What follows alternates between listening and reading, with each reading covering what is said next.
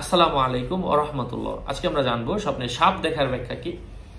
আল্লামা ইমাম ইবনে সিরিন তিনি তার কিতাবের মধ্যে কি উল্লেখ করেছেন, আলোচনা বুঝতে সাথেই থাকবেন। যারা যদি কোনো ব্যক্তি দেখে সাপ তাকে ধরছে, তাহলে সে নিরাপত্তার সাথে শত্রু থেকে সরঞ্জামাদি অর্জন করবে, যেমনটা আল্লাহ তাআলা কোরআনুল কারীমের মধ্যে ইরশাদ করেছেন, খুযহা ওয়ালা তাখাফ, সূরা তাহা আয়াত নাম্বার 21। তুমি তাকে ধরো, ভয় করো না। হে মূসা, তুমি সাপ ধরো, সাপকে ভয় পেও না। যদি কোনো ব্যক্তি স্বপ্নে দেখে সাপকে বাজারে মারছে, এটা যুদ্ধ সংগঠিত হওয়ার আলামত এবং সে যুদ্ধের মধ্যে শত্রুর সাথে বিজয় লাভ করবে। সাপটি হলো গোপনীয় দুশমন বাদশা।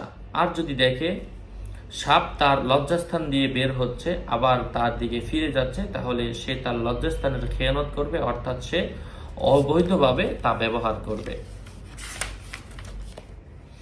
যদি স্বপ্নে দেখে তার বিছানায় মাদি সাপকে মারতে দেখে, তাহলে তার স্ত্রী মৃত্যুবরণ করবে। আর যদি স্বপ্নে দেখে তার গর্দানের সাপ, অতঃপর সে সাপকে মেরে 3 টুকরো করে দিল, এতে এই ইঙ্গিত রয়েছে যে সে তার স্ত্রীকে তালাক দিবে। আর যদি স্বপ্নে সাপের পা এবং তার দাঁত দেখে, তাহলে এটা শত্রুর শক্তি এবং তার তীব্র চক্রান্ত বুঝিয়ে থাকে। আর যদি স্বপ্নে দেখে সে সাপকে এক স্থান থেকে অন্য স্থানে স্থানান্তর করছে, তাহলে এর ব্যাখ্যা এমন অবস্থায় যে সে তার নিজের অবস্থা পরিবর্তন করবে। যাই হোক, আশা করছি বুঝতে পেরেছেন।